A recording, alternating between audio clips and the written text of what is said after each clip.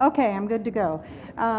We'll call the meeting of the Santa Barbara City College Board of Trustees to order, and welcome everybody. A roll call, we have everybody here except for Marcia Croninger, who will be back next month.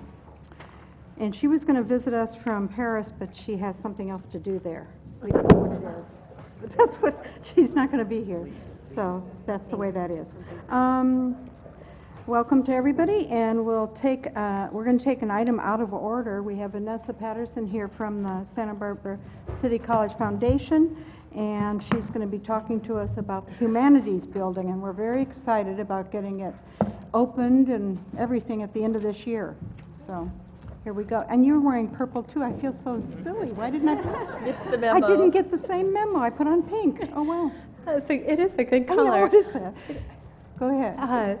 Well, thank you very much, and thank you for the opportunity to present early. We do have a donor event today, so it's very nice to have the opportunity to present to you. At the request of Dr. Lori Gaskin, the Santa Barbara City College Foundation is proposing to undertake a focused fundraising effort to support the programs housed within the Humanities Building. The renovation of this prominent structure provides the ideal time to pursue naming opportunities for the building and its various spaces as identified in your packet. When successfully executed, this will be the largest naming opportunity campaign ever embarked upon at Santa Barbara City College, and we're very excited to partner with you. We're seeking approval of the priorities today and the various price tags. Okay. Flip over to that. There it is.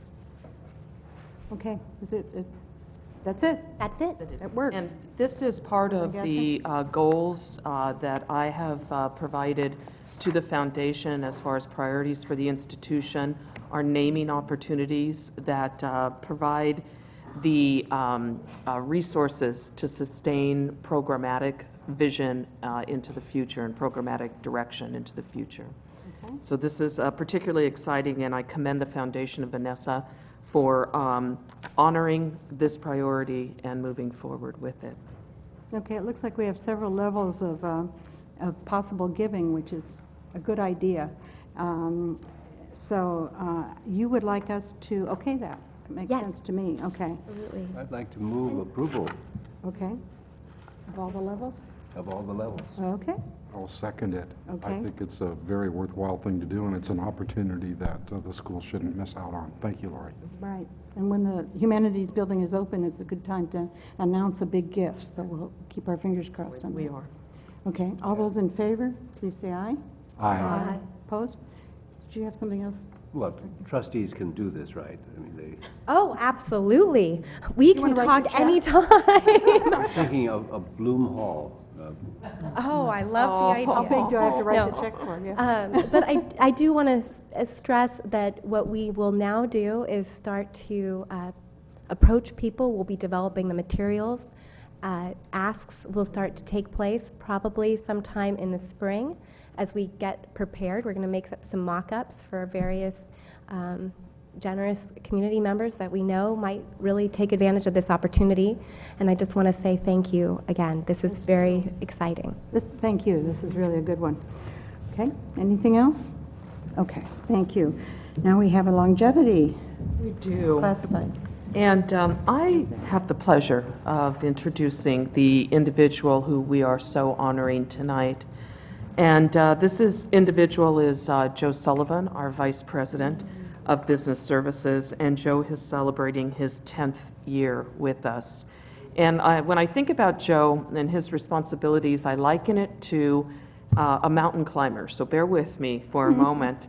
But we've often read, I'm sure, about those individuals who pursue mountain peaks such as Mount Everest, and certainly have recognition and accolades because they have achieved a preeminent milestone. But behind and at base camp of that mountain climber is a huge team, an operational logistics team that make it all happen. And while the faculty in the classroom and the staff who are serving our students are the mountain climbers, if you will, they're the ones that are directly impacting our students, what happens all around the institution on an operational level is really reflective of Joe's leadership.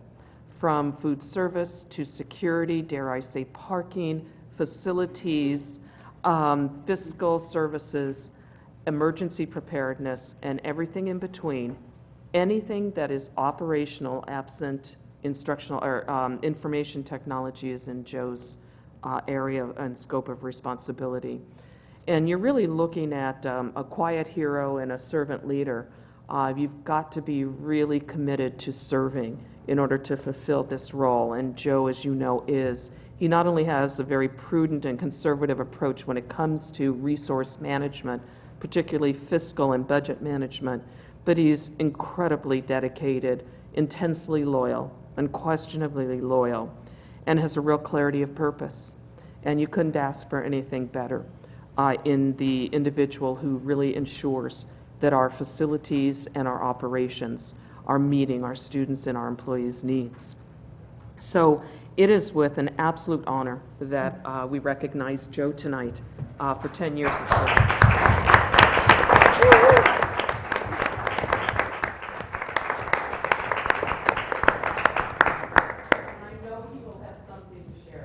Well, you get them. Well, Actually, I wasn't prepared for this, but I do have to say that working with Lori is a lot of fun. She makes it fun. I'm having more fun now than I have in the previous 10 years. In spite of the latest email chain. But, and I know we can't solve all the problems here at the college, but we work hard to try to do that. And the staff I have working for me, the directors and all the people out there, I can't tell you how proud I am to be their representative when I come here to the board meetings, because they make this college what it is, and we're very proud of that. So thank you very much. thank you.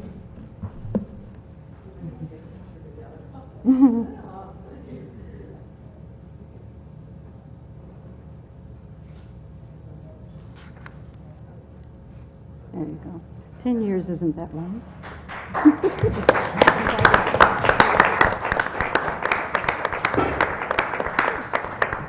Okay, we have the hearing of citizens right now. We have Carmen Lodis first. Thought I was going back in time. I've known Carmen, I think, since about the 1970s. Well, yeah, that too. There you go. Carmen. I think we all have a handout that you gave us with a map on the front. Good, Yeah. good. Carmen Lodis. First, I'd like to start saying my son graduated from City College here about 18 years ago, went on to get his 4-year degree at San Francisco State, and he loved his experience here. So we're all very proud of the City College here. I was an activist in Isla Vista for like 30 years, although I retired 4 or 5 years ago, and I just happened to be in town for a few weeks right now. Some of you may know that I wrote a book, in fact, a history of Isla Vista. And it sells moderately well, even at Chaucer's bookstore, so, and online at Amazon.com. Shameless, shameless. We're here to talk about, Isla Vista once had a community center, but through a couple of serendipities, we lost it. And the latest serendipity is that the county's redevelopment agency, which purchased them, is now out of business. The county has, Board of Supervisors last week approved a plan to submit to the state which would keep the buildings as the Isla Vista Clinic building and the vacant church building as for government uses. The city college has a role on an oversight committee, which you're one of 7 voters on this. They also submit a plan to the state October 26th as to how those assets should be distributed. We're asking you simply to follow the lead of the County Board of Supervisors, who voted unanimously to keep these buildings. It gives us all about until next, according to the state rules, until 2015, the first month of 2015, to come up with a plan to purchase these buildings somewhat. And we have 3 or 4 options which we're working on. And we're very confident of that, although we do know we'll live or die in that 14 or 15 months in order to get the buildings declared the community center. You have 2,000 or 3,000 students who live in Isla Vista. Harvard studies have shown that community centers reduce crime, increase community identity, and respect for the community in which people live. We need a community center. We're the only town in the county that doesn't have a community center. So we hope that Frank will tell you some of the financial research that he's done today about how much this will cost you of your total budget. Frank Thompson? We're both former elected officials in Isla Vista, and we're kind of fronting for a broad movement that's going on in town. That's good. Okay, thank you. Frank? Frank Thompson. Thank you. Yeah, I give you handout the 4 pages. I guess this is the new way of communicating. We used to write letters, but now it's PowerPoint, sorry. So at any rate, in encapsulating this, fiscal impact, of course, is important, and it's an important piece of conversation on the Oversight Committee, of which you have a representative. The share of property taxes, so we're talking about basic property taxes, and if you remember redevelopment, they froze the property tax base, and then all the increment went to the agency over a long period of time. And 2 years ago, they passed legislation to return that to the taxing entities, return the increment as soon as possible when they wrap up their obligations and pay off their debt. So what I'm trying to do is get this on one page for you, and I'll make it simple, that of the 1% property tax that's paid in that area of Isla Vista, 4.46% of it comes to Santa Barbara City College. Didn't know that. Yeah, so it's relatively small. Yeah. I mean, I actually gave you, there, and you can read it, the other agencies that get more, including other schools. So what we're talking about are these 2 parcels that have a recent appraised value from September of this year of $4,050,000 together. So the property tax that they would pay if they were in private ownership, so now I'm 2 steps out here because they're in RDA ownership, we're talking about putting them in county ownership, but the alternative would be to put them in private ownership. If they were in private ownership, they would pay $40,500 in tax per year. The district share of that would be $1,809. Not much. The amount of money that's being diverted from property taxes in Isla Vista to pay off the bonds which supported this purchase is, that your share of that is $12,315 a year. So if those properties are transferred to the county permanently, and that debt is not repaid by the county but is paid by the successor agency, that will mean that your property tax collections in Isla Vista would be reduced by $12,315 a year until those bonds are paid off. So, and this assumes we pay them off in 20 years straight line. It actually looks like it's going to be 11 or 12 years. That's kind of above my pay grade, but because assessments in Isla Vista increase at 2% per year, plus all of the transfers at a higher price mean that the property tax collections go up and you pay the bonds off sooner.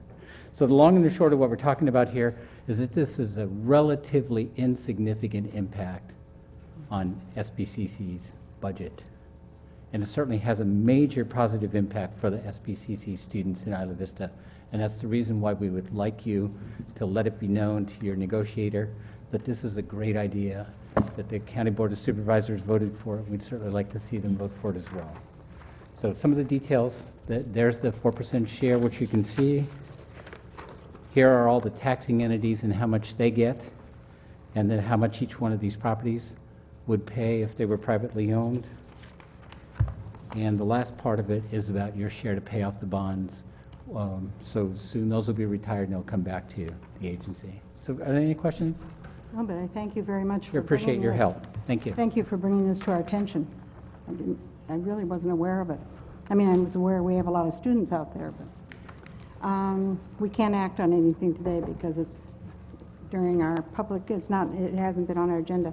So, but we thank you very much. Brian Ferenstock, I think, is our person on that committee, so we can work out something with him. Thank you. Now we have one, let me just see if there's anybody else. No, good. We have a recognition of the Association of Continuing Education Students, better known as ACES. And I have some people that would like to speak on that, and I just want to say, it just seems like you almost all need crowns or something like that because you all have done such wonderful work. The dedication of this group is amazing. You saw a problem. There was definitely a problem in 2010, maybe 2009, we kind of saw it coming. And you just decided you were going to do something about it. And that's actually what you're supposed to do in a democracy. It's really wonderful.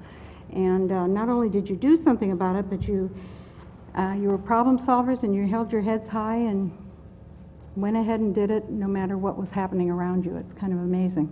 So I wanted to thank you so much for your work, and I'm sure somebody else up here might want to speak, maybe more than one. But we really appreciate it. And all we could think of was, I thought, well, maybe they need a plaque or a proclamation and all that sort of thing. I said, no, Lori had the best idea. She said, let's give them some cupcakes. So what we're going to do, it was a good idea. What we're going to do is we will break for that, but first I want to hear and we'll all have some cupcakes to celebrate you. Did you want to say something, Mary Ann? And then I have some people that want to speak too. Mary Ann. I studied group dynamics in college and then was doing my share of rabble-rousing at Berkeley. And we can't imagine that. No. That doesn't seem my style now. No. And have seen and worked with lots of groups as they work toward change. And I have to tell you, I have never seen a more effective group. There was something about the focus, I think, of your work. It was so clear what you were aiming for. And the way you went about it was so very clever and also ethical that I just want to say it was a privilege to be a part of ACES long ago and far away, and congratulations. And I don't think I've ever seen another group that said, after 4 years, was it, or something like that, we're done, and we're going to stop, and we'll all take our classes. Is that what we're doing? Instead of, trying to continue on and trying to figure out a new purpose or whatever. So congratulations on your disbanding, too, in a funny way, but thank you. Eleanor Burns Larson, to be followed by Kathy McCammon. We should do this after the cupcakes, but... And then Sally Sanger will be the last speaker. And you were one of the leaders of this one, so you did a lot of work. Thank you for all that work. Yes, I'm glad to be taking classes. Good afternoon, President Gaskin and members of the Santa Barbara City College Board of Trustees. My name is Eleanor Burns Larson, and I'm a former co-president of the Association of Continuing Education Students. ACES spent over 3 years advocating for affordable adult education. One result of our advocacy is the citizens of southern Santa Barbara County were made that the SBCC trustees are elected and not appointed. This forever changed the makeup of the board. It was exciting to be part of democracy in action. Our cherished adult education program has been replaced by the Center for Lifelong Learning. We're confident that the CLL will continue Sam Wake's dream of making continuing adult education available to the people of Santa Barbara County. Thank you for recognizing our accomplishment. Thank you. Kathy McCammon, and then Sally Sanger.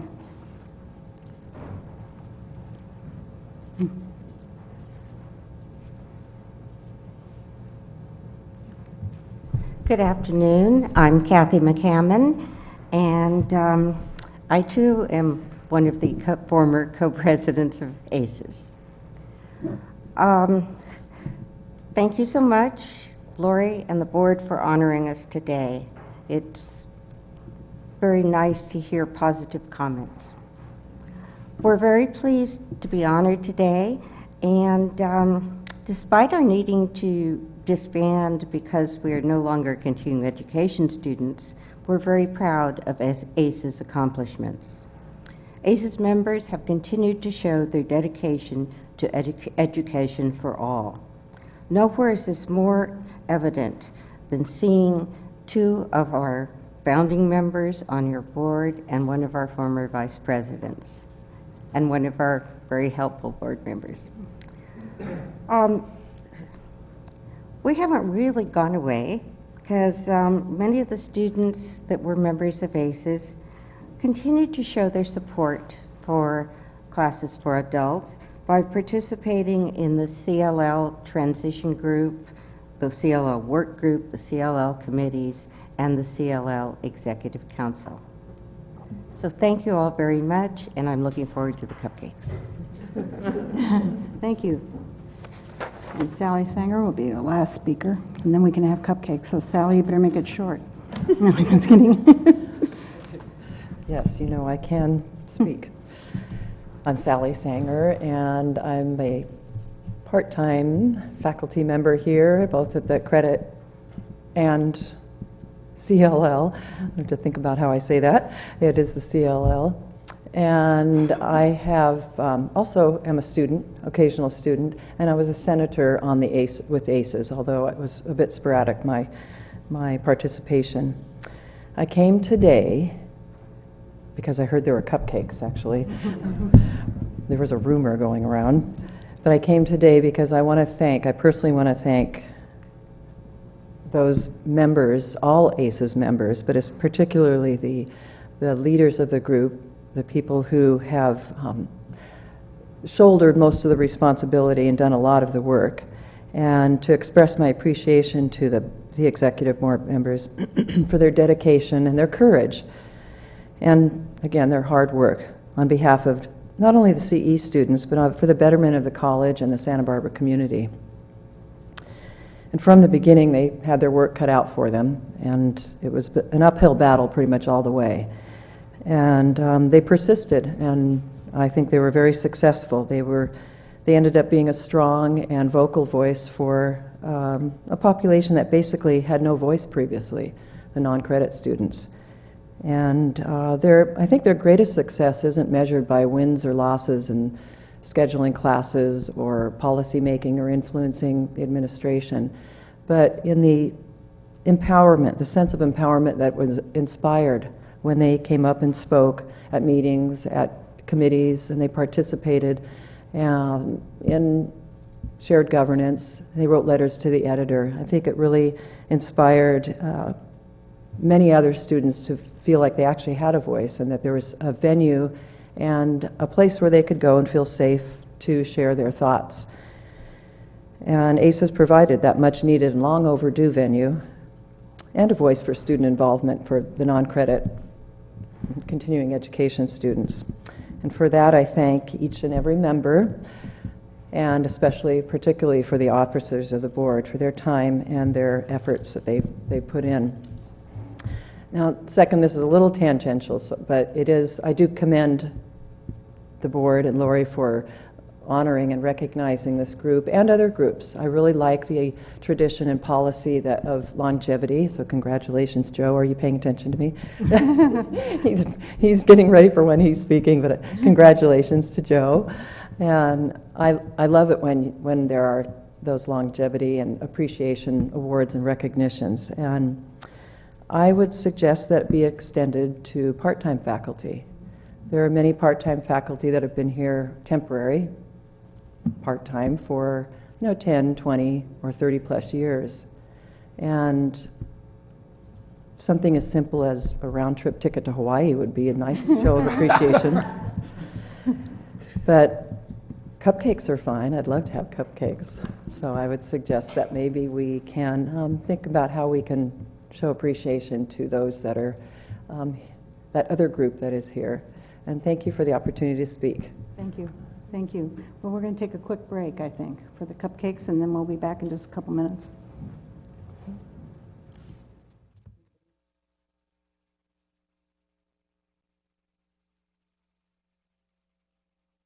We're almost ready. Get Joe to move.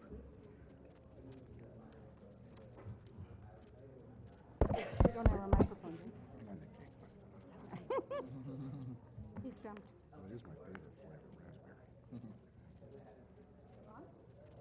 I think I should be Do you on. have Yes. any Okay, idea we're going to call the meeting back to order. How Delicious difficult it is cupcakes. to eat a cupcake with a mustache? Whoever, Thank you for sharing. you know you're on right now. I know. He has problems eating a cupcake with a mustache. Well, take the mustache off. Okay. We have minutes of the regular meeting of July 25th and August 22nd to approve. Are there any additions or corrections? Then can I have a motion for approval? I so move. Okay, second, Mary Ann. Thank you. Any discussion or anything? Okay, all those in favor, please say aye. Aye. Opposed? Good. I'm Kenley? going to abstain Oh, okay. On both of them? No. on both, yeah. Oh, that's right. That's good. Report by the Academic Senate. Kenley? Last month was very quiet. The Academic Senate. I know, but it was summer still. It's no longer that way. So, good afternoon. Thank you for having us again. Sure.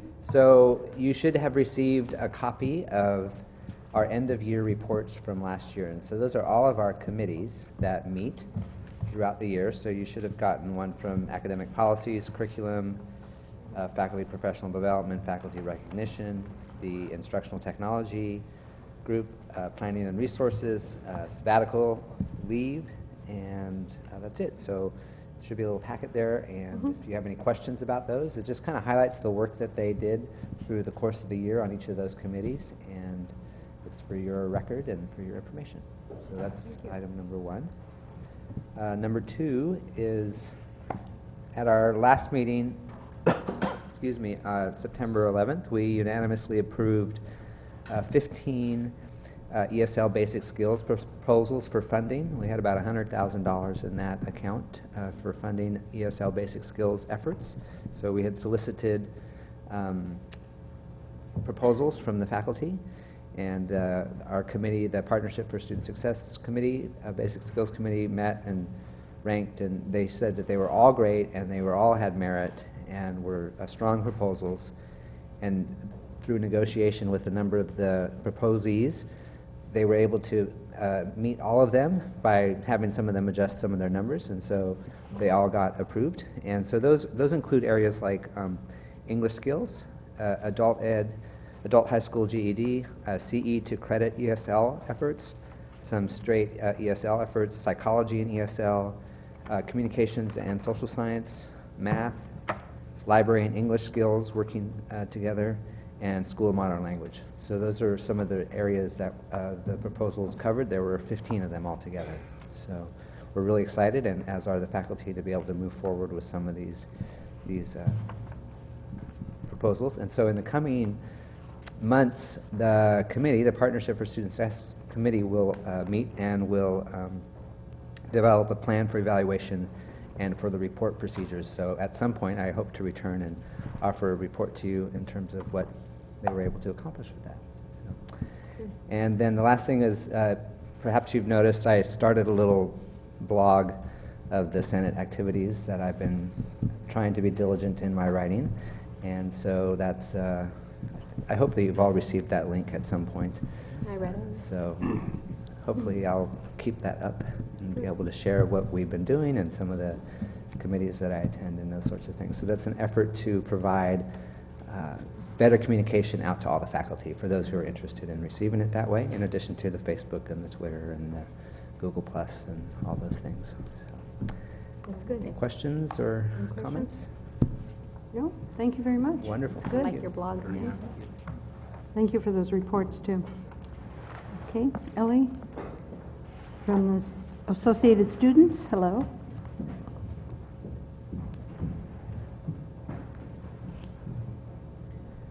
Hello. Starting off talking about the MTD referendum, that's the biggest thing that we're dealing with right now is the Senate. So we have to ask the student body to vote if they want to increase the transportation fee by about, is it $4 or $6? I think it's $6 in the fall and then $2.50 in the summer. And so we're aiming that for the end of October, and we're going to confirm those dates tomorrow. So that's a big item we have to advertise, both at the school, social media, going to classes. And I really hope, as does Dr. Gaskin, that students vote in favor of that. So, the second item, my Vice President of Internal Affairs, Gracie Mainetto, has been a force trying to get a food bank started on campus, and so she's been coordinating with the food bank organization, Santa Barbara County, as well as UCSB's food bank itself. Since UCSB is also a campus, she's following their model of how they obtained it. Furthermore, we had a Student Senate retreat about 2 weeks ago, and we learned about Robert's Rules of Order and the Brown Act from Dean Nevins, who was a really good teacher, and also talked about the type of goals and leaders that we want to be. So I'll end that with, we just had Club Day last week. More than 30 clubs were there, and we've approved more than 6 clubs this semester, and I'm really happy with everybody, and thank you. Thank you. Great, sounds very busy. Could I ask Good, just yeah. a real quick question? What is the consequence of a negative vote? I mean, when you ask a bunch of people, are you willing to pay more than you did last time? Yeah. There is a sort of a natural inclination to vote no. Right, so if it doesn't pass, the monthly unlimited pass is $50 a month, and that's just 30 days, and then you're also going to see parking problems and further congestion, and so it's a real disadvantage for students that don't have the financial means to have a car, and it's also, I was saying to Dr. Gaskin, we had a meeting this afternoon, that one of the school's goals is to be more environmentally sustainable, and if you don't have a mass transportation plan for your students, then you're not being sustainable. So, yeah. Good. Well, thank you very much. It's interesting that you will be conducting the election yourself. That'll be a great experience, I think. That's good. Report from classified. Liz, almost beat me out there. Good afternoon, members of the board, President Gaskin. The consultation group's met a couple of times since we last met. We've talked about the core principles. We've talked about an item that came up during the CBC retreat, the capacity of the college. That was quite a discussion. We've appointed a couple of people to the PEC committee. That's the program evaluation committee that Kinley asked us to have a couple of representatives. And then at our last meeting, President Gaskin came and spoke with us about the use of the Aspen Award money, which was very good.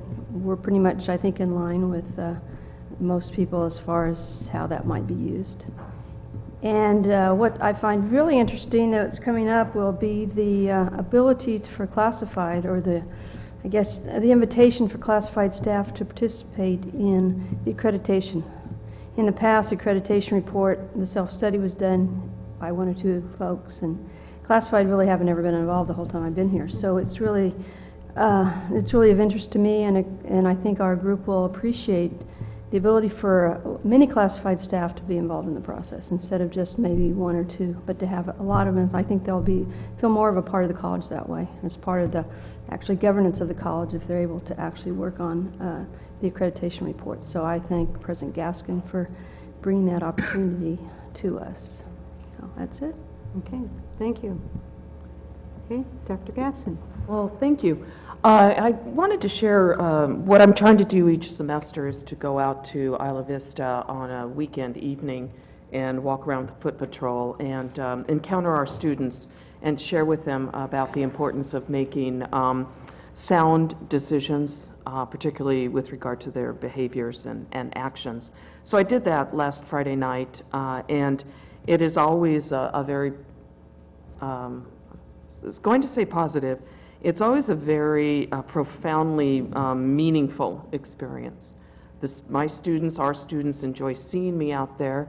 They may not remember that they have, And for those who have been detained for a variety of reasons, I sit down and share with them what that detention might result in relative to their peers, to the institution, to all of you, and to me. So it's a good thing, but it's certainly something that I'm very focused on trying to stem from a behavioral and decision-making standpoint. Secondly, Liz did comment about accreditation, and I would like to follow suit. I'm working with Robert to outline the self-evaluation report structure for how we conduct our every 6-year self-evaluation report that we need to start ramping up and getting involved in this academic year. There will be basically 2 faculty, 2 classified staff, 2 administrators, 1 student, and co-chairs on every single subcommittee, and I believe that that's 9 if I counted correctly. There are 7, or maybe it's 7. Anyway, there are 63 people that are going to be involved, and that's the extent of what Liz is referring to. The accreditation self-report will touch everyone's life here at the college, and it is about a 1.5 long endeavor. So we are ramping up to present that structure to you for your consideration. And then finally, I wanted to follow on to Ellie's comments about MTD. And you will recall that our student population as a whole subsidizes MTD ridership by assessing themselves, every one of them, a transportation fee. And currently, the transportation fee is at $24.50. And that means then our students have unlimited ridership Monday through Sunday, all week long. We then add on an additional $1.50 for processing fee because we have to collect those. We have to identify the cards as those students who have paid that fee and then transition that money to MTD.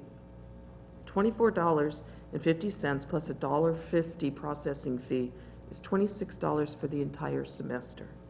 And the semester, as Ellie mentioned, semester is what, 3? It's August, September, October, November, December, 5 months, something like that. If the referendum, and the referendum is to move that $24.50 to $30, and that was a negotiated settlement. Marty was part of that with MTD. They came in at a much higher cost, much higher proposal. And we were able to compromise at $30 from $24.50 plus the $1.50 processing fee, so it would be $31.50 a semester. That's compared to $50 a month if the referendum fails. So that's the consideration. We fear that if the referendum fails, there's no subsidy there, and this is close to $1 million. What the MTD is saying is that we are giving SVC students right now too much of a discount, and that the cost to transport them far exceeds what we're collecting. So that's why they're increasing the fee. So we worked through this all last year. It was the big topic for the students. They have handled this extraordinarily well, and they're taking this referendum very, very seriously. I clearly, and I've told Ellie this, support this, and will make that known because I think it's in the best interest of our students. So that's what's being referenced. Were there any questions on that before I go to my last topic? I know that's a little complicated, but it really empowers students to tax themselves. Okay, and then finally, I wanted to give you a quick synopsis of the Center for Lifelong Learning initial enrollments after the first 2 weeks of classes. And while I can do it, you're much better off hearing it straight from our executive director. So I'm going to share a little bit of my time with Andy Harper, our executive director, who will provide a synopsis of our enrollments for fall quarter in the Center for Lifelong Learning. And you have a goldenrod sheet in your packet of materials for reference. Okay. President Gaskin, members of the board, thank you very much for the invitation to present. I'd like to summarize, if I may, with statistics, as that's the most cogent argument, I think. This report is based on the first 2 weeks of classes. The full term is a 14-week term, which ends on December the 12th. And our statistics are based on 2 weeks, the first 12 days. So we have 510 classes programmed for the fall term. So far, we have 6,468 individual enrollments from a total of 4,070 unduplicated students. Tuition fees collected so far total $449,336, and this represents 79% of the fall-term conservative target of $568,192, and it represents 63% of the fall-term optimistic target of $710,240. The contact hours that we have registered for so far total 89,867 hours. This represents 79% of our fall-term conservative target and 63% of the fall-term optimistic target. As of September the 23rd, Monday this week, there remain a total of 219 classes that have not yet begun. This means that 57.1% of our classes have started, 43% of our classes have not yet begun. What this means is, to me, that I'm pretty confident that we're going to hit at least our conservative target by the end of this term, and we should probably get pretty close to meeting our optimistic target also. And I'd like to add there that the fall term targets were weighted to allow for the fact that we have 14 weeks in the fall term, as opposed to only 9 weeks in the winter term and 9 weeks in the spring term. The top 5 program areas for enrollments and revenues are dance, fitness, recreation and personal, arts, psychology, cooking and languages. And I'd like now to talk a little bit about cancellations. Of the 510 classes scheduled, we've cancelled so far 13.1% of the total classes scheduled. And this means we've cancelled 21% of the classes that were scheduled to start in the first 2 weeks. So I'm going with, again, with a conservative figure there of saying, well, we've cancelled 21% of the classes so far. That's a little high. The professional organization benchmark says you don't really want to go over a 15% cancellation mark. I think the cancellations will probably reduce the number over the next few weeks. But that's certainly something that we want to work on in the winter term. To some extent, we're experimenting in this fall term to see how many of our new classes are going to run and how many sections of the same classes which used to be very popular are going to continue to run. So to reduce the number of cancellations, we're going to reduce the number of classes by about 100 for the winter term. So instead of offering 510 classes, we're shooting for a target of about 400. And to do that, we'll be probably not scheduling any class that cancels this fall term, and any class that is running but with single digits is going to be looked at pretty seriously, which means the instructor is going to have to convince us that they've been able to retool that class in order to allow it to run. Another statistic I'd like to share is the average class size, which is 19.51 per class, so almost 20 students average per class. And if you have any questions, I'd be very happy to answer them. Just tell me if is there an ongoing CLL advisory group that you work with, and how is that working? Yeah, the transitional work group that met pretty much for a year every week, they elected a CLL council. I think in April, and there are 13 members on the council. representing the Finance Committee, the Marketing Committee, and the Curriculum Committee. And then we have one member, a faculty representative from the Credit Campus, who sits on that council also. And that group was very active over the summer planning the grand opening event on August the 24th. We've had one meeting so far this term, and the plan is to meet at the end of every month, so once a month. And that's allowing you to get feedback about what's terrific and what's not so terrific, and that's, I mean, that's my sense of what ought to happen. Yeah, the idea of the council is to be a conduit for information, comments, complaints, suggestions coming through from the community of students and the community of the teachers also.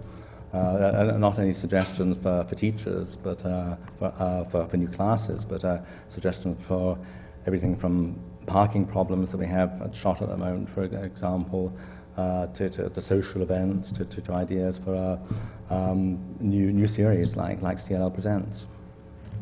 Great, thank you. You're welcome. Okay, anybody else? For the beginning of a new center, it seems to be going very well, I think, so. Thank you. Yeah, no, it's good. Anybody? Yes, Craig. I'd like to congratulate you on your forecasting for your high and your low, and for coming in, right sort of in between. I'm very much impressed with your level of expertise, and I think you're going to do very well. Yeah. Thank you very much. Thank you. Okay, anybody else? Thank you. Thanks for coming, Thank you. Andy. Okay.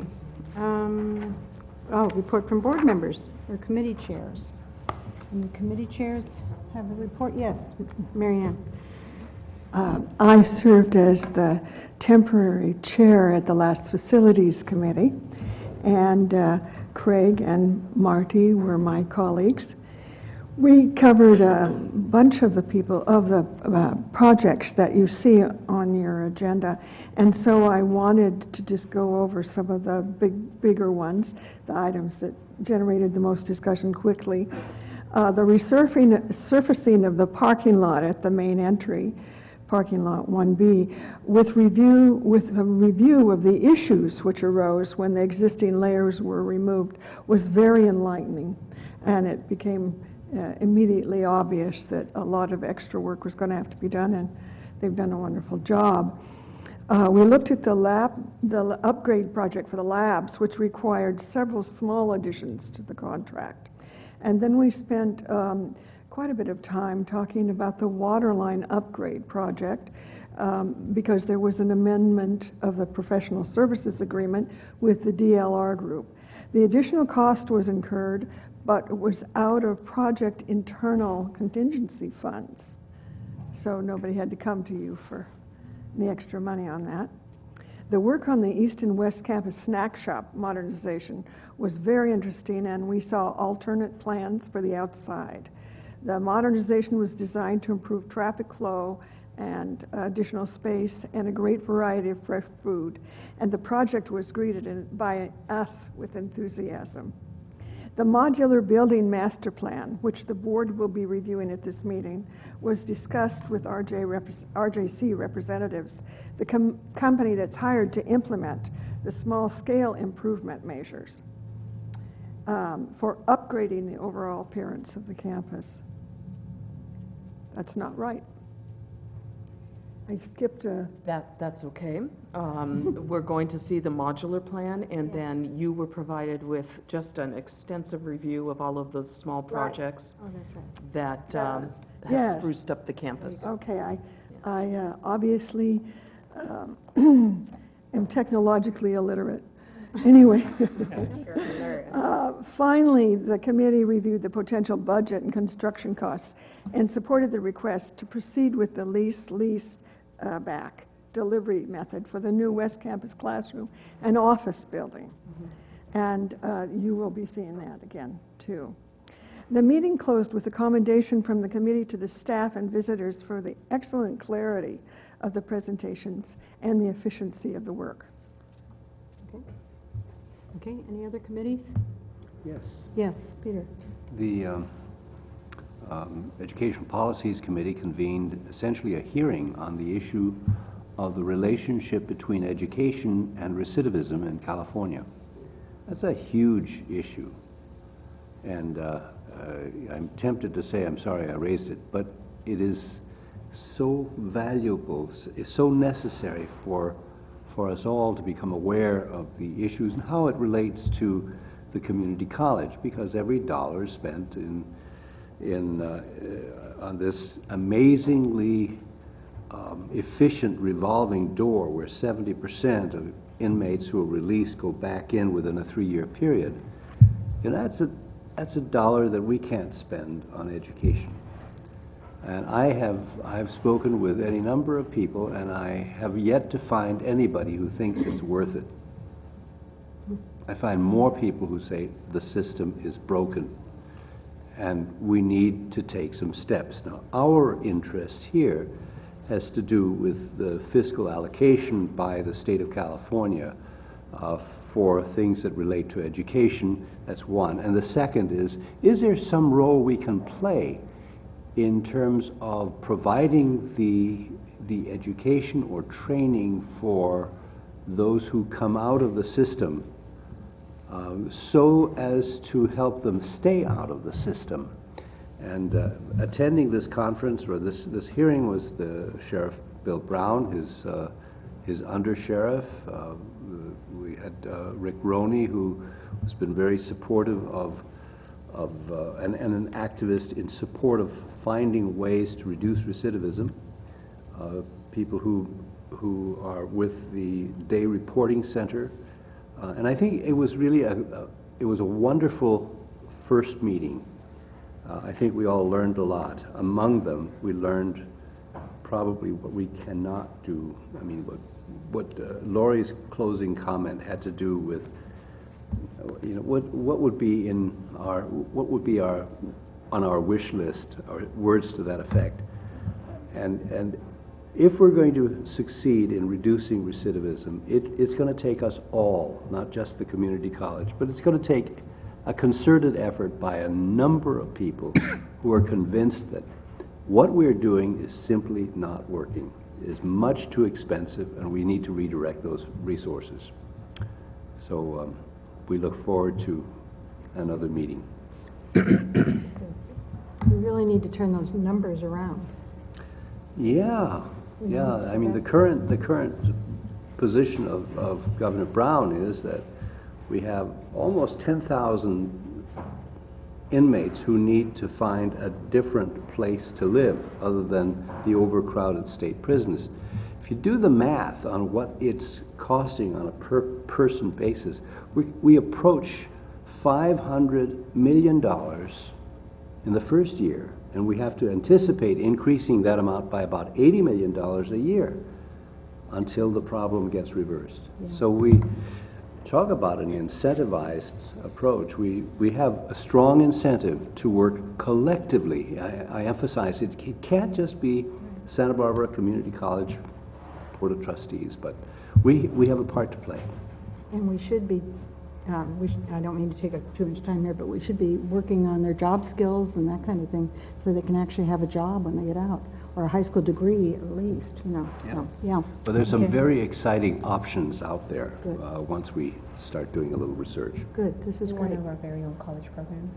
I mean, we highlighted, we do have a college program, Transitions. I'm glad you mentioned under that. Marsha's leadership and Noel Gomez. So I think that's, you know, worthy of noting that we are involved in some way, and it seems like it was a very positive way. Right. We have two programs. One is the Transitions program that basically involves creating a space for recently released inmates, a safe place to come so that they're not completely intimidated on day one that they come on campus. There's a program that says, come visit us and we'll help you prepare for the fall semester. And the other is a program that's very successful that deals with getting prepared for taking the high school equivalency exams. Mm-hmm. And that's headed by Marilyn Spiventa. I'm not sure she's directly involved, but she's responsible for it. That's good. Yeah. That's good. Thank you, and we'll hear from you. Maybe you'll get these numbers turned around by the end of the year, you think? That's good. Absolutely, Marty. Think big. Okay. Anybody else? No. Okay. Thank you. We will go on to the modular building master plan. And Mr. Sullivan. I'll frame this as Joe's making his Please. way up here. As you know, we have a keen interest in replacing those modular buildings, all about 50 of them, with permanent structures. They're principally classrooms and program offices where we provide services and direct support to students. Likewise, the Coastal Commission has a keen interest in us removing them as soon as possible. And what Joe and Julie have done is to establish a plan that is a very thoughtful, elegant plan in terms of when we can bring online new buildings and new structures to replace those buildings. So Joe will provide an overview of that. Okay, and the importance of this plan is that it will go into our long-range development plan. It's what we will be presenting as we go forward. That will be approved by the Coastal Commission, and that's what will allow us to hopefully do what we want to do going forward, which is completely remove all the buildings and actually put in place what we need to have in place so that we can remove them. So it's kind of a two-edged sword, right? We want to remove them, but we can't unless we can build buildings to take their place. The first phase of that is, as you know, we're attempting to build the West Campus classroom building, and you've seen the designs on that. You're going to get to see a lot more of it at the next study session, I believe. And so we're looking at completing that hopefully in the next couple years. And when we do that, that'll allow us then to actually go into phase 2, which is the removal of those buildings. And we're going to have approximately 22, well, we will have 22 classrooms if we can keep the design that we have proposed with the Coastal Commission. And that will allow us then to remove all the buildings that are, I guess it's blue, almost blue or gray. Yeah, it's definitely the blue one. But these buildings here and here, the West Campus classroom buildings here. And I have to take a step back. Those are not, these are going to be removed to make way for that West Campus classroom building. These are going to be removed after the completion of the humanities building, because that is swing space for the humanities building. Okay, sorry, I jumped ahead. Then phase 3 is the West Campus classroom building construction complete, the gray building. So I had the color right, the idea wrong. So that's, these buildings will be removed once we complete the building that we want in place here. And then if you look at phase 4, it's the yellow buildings. It's the backfill vacated space from the West Campus classroom and office building, and prepare the site for the East Campus classroom and office building. So this is, when you look at all these here, this is the phase 4. So the assumption here is that we have the ability then to build an East Campus classroom and office building. So that's what we need to do there. And then phase 5 would be the final removal of the modulars upon completion of that East Campus building being constructed.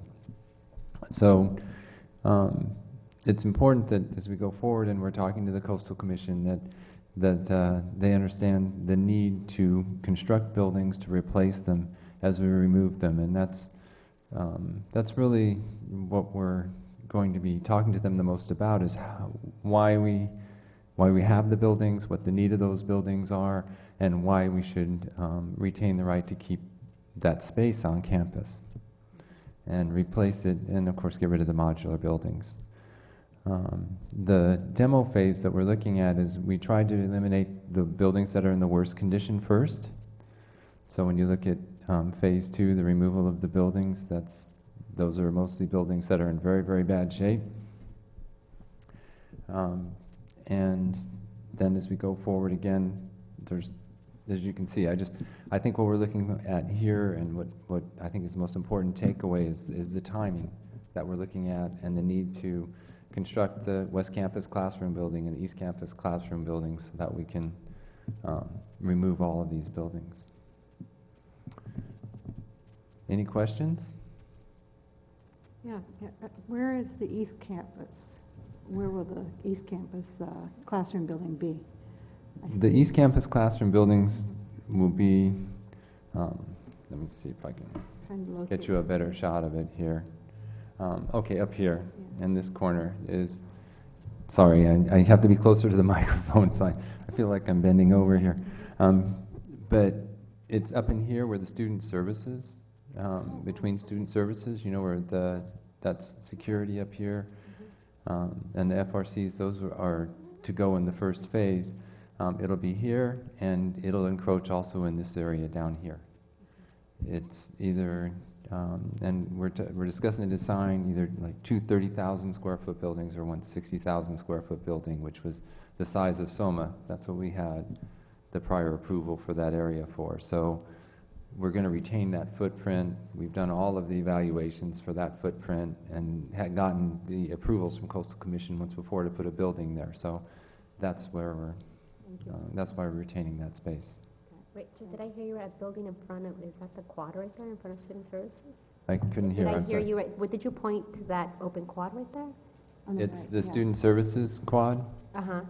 It'll come all the way from this fountain area down to right here, the SL. So it will take all of that space. A huge building right there?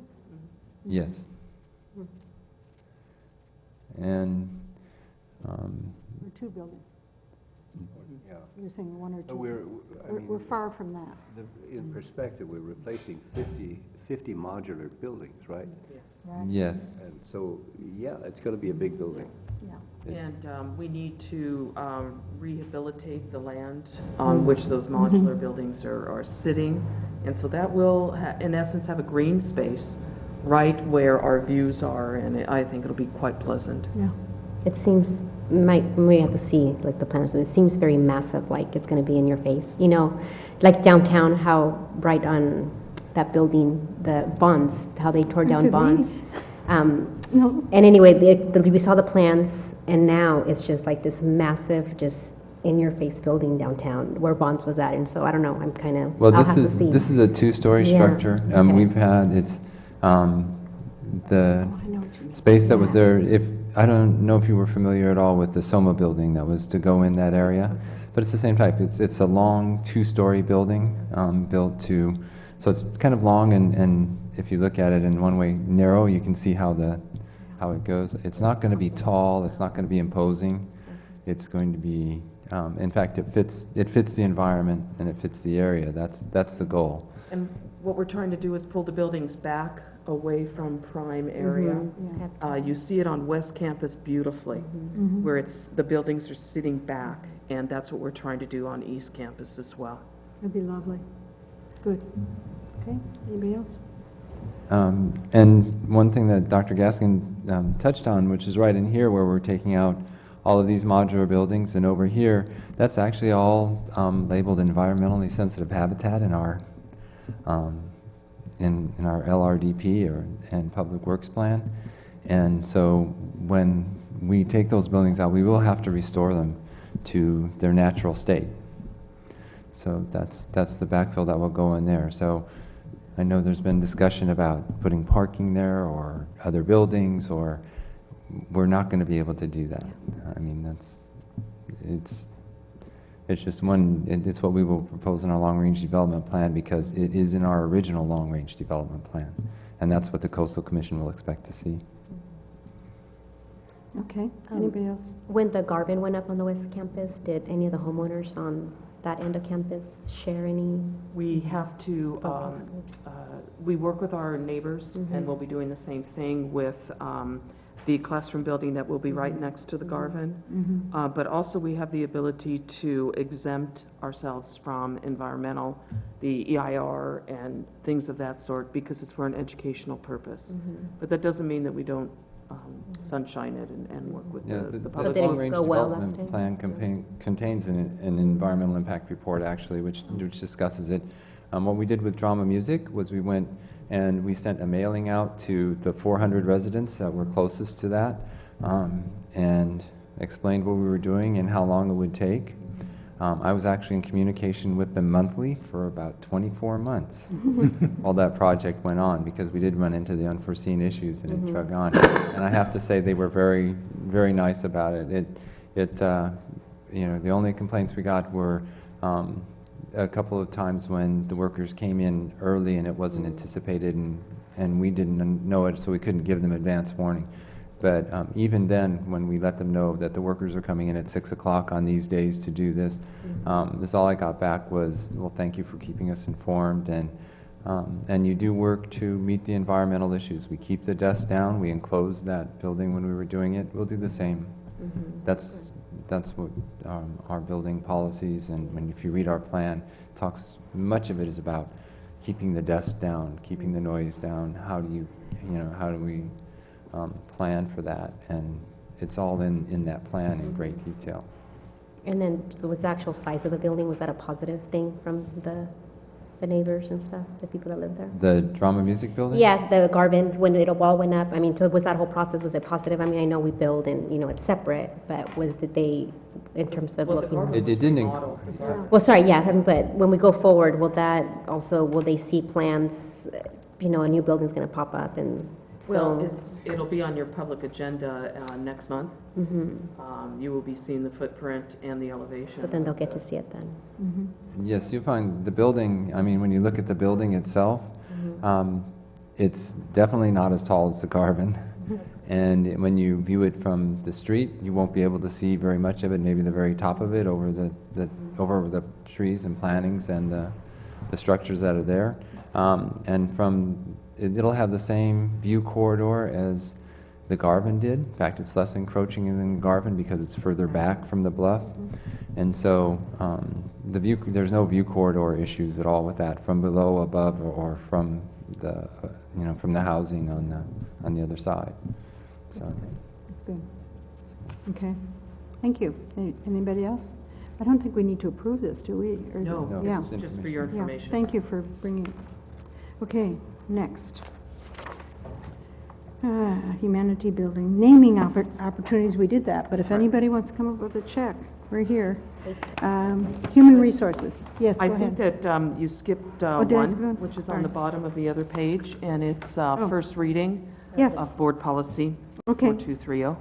Okay, 4230, Yes. yes. go ahead. And as you Sorry. recall, the Academic Senate worked quite diligently over the course of the last year and the year before to identify the pros and cons of adopting plus minus, as well as a fail withdraw grade. And that was adopted. It was brought to you for ratification. And now we are following suit and cleaning up the board policy language. Fortunately, we had to take it out of order because we implemented plus minus and FW over the summer, and we needed to do this then right away. So this is first reading, and what we're doing is ensuring that board policy is at a policy level and extracting all of the detail and putting it into the AP. Okay, Take any any questions? questions or anything? So Lori, so then students will be able to, so they'll just be lowest 75%, they'll just go down to the D? It depends upon the faculty. These are options. And so, first of all, the faculty do not have to take a plus minus or adopt a plus minus. And then if they do, there are many rubrics that have circulated around the college relative to how to grade, but that still rests within the faculty member's purview. So it is not an institution-wide demarcation. It's a faculty member's assessment and academic freedom to put that line wherever he or she might want. I guess I'm wondering, because if you get rid of the C minus, then you would go straight from a C to a D. So then the benefit would be you could retake the class if you got a D, versus if you got a C minus, you couldn't retake the class. Yeah, that's actually state mandated. We, Ed code or something? yeah, I negotiated that many years ago and was surprised, frankly, to learn about that. But we're okay with that. Now, the other grade that was not allowed at the time was an A+. Is that being applied now? It is, but it doesn't have a greater weight. Oh, it doesn't have a That's greater, right. oh, I see. Okay. That's interesting. Okay, First reading. first reading. You'll see it again. Okay. Thank you. Thank you. Thank you, thank you. Now, humanities building, no, human resources. Okay, Pat.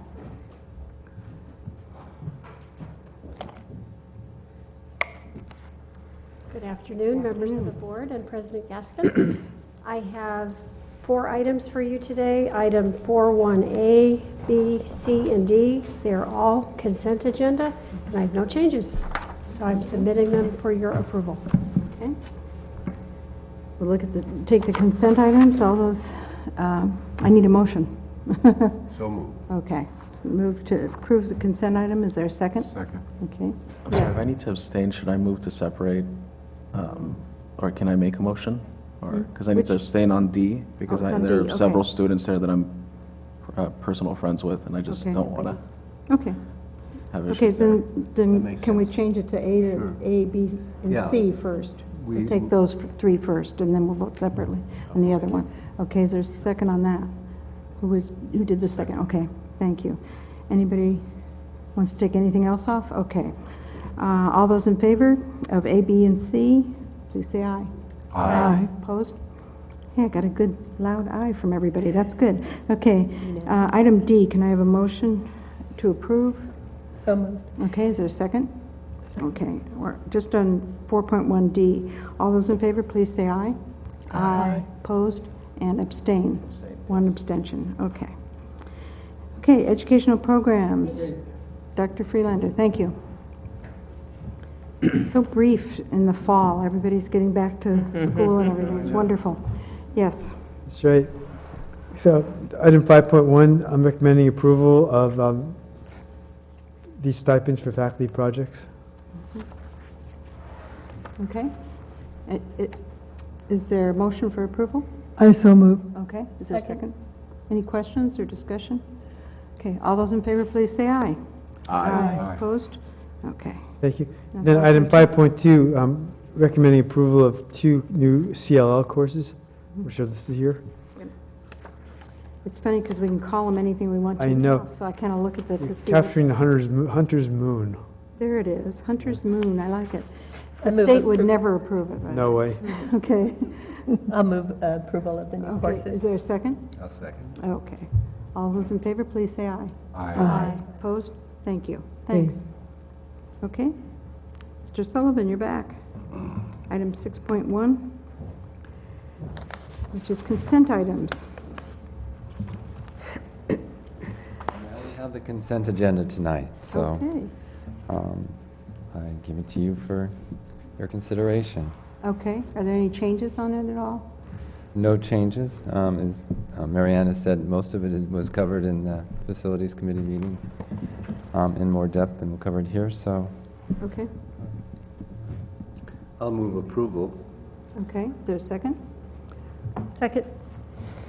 Any discussion of any of these? Oh, that's not. I wanted to You want to just take add something a, off? no, Okay. no, just a Mhm. comment about Joe, frankly. I looked at this list very carefully, and it's a very long list, and the numbers vary from a small number of $240 to almost $7 million, and I thought, what is the process by which these items get on that list? And I wanted to assure myself that there really was a process, that it was carefully monitored. What I wanted was a sense of confidence that I could vote to approve this. And Joe was just very, very hospitable and went through it line by line, and I'm glad we had that conversation because, and I wanted to share it with you because we all need that sense of confidence that there is a process and that it works. So thank you, Joe. Well, and I think the Facilities Committee meeting too helps with that because it really gets vetted there. Yes. And if there are big problems or if there are significant questions, we have to make sure that it's covered for the board meeting, so. Okay, we have a motion, yes. Before we vote on that, I just wanted to say that we saw some slides that showed the summer cleanup. Oh, and, that's right. And that's part of this discussion that I didn't mention. It was great fun. Yeah. The before and after. was quite extraordinary. Clearly, a lot of attention to detail had been given in that cleanup. And some of those were very small, but made a huge difference. So just painting the white stripes on each of those stairs makes a difference to me because I just got these progressive things. So now I can see where I'm walking. But it's those kinds of things, where just getting things cleaned up and looking better for the students. And it really does provide a better learning atmosphere. Okay, thank you. All those in favor of the consent items, please say aye. Aye. Aye. Opposed? Very good, thank you. Okay, we have no business action items, no information technology, and there's Paul sitting there. Nothing, and there's no closed session, so we are adjourned. Now, this has got to be a record. It's 5:25. That's very good. It may be for us.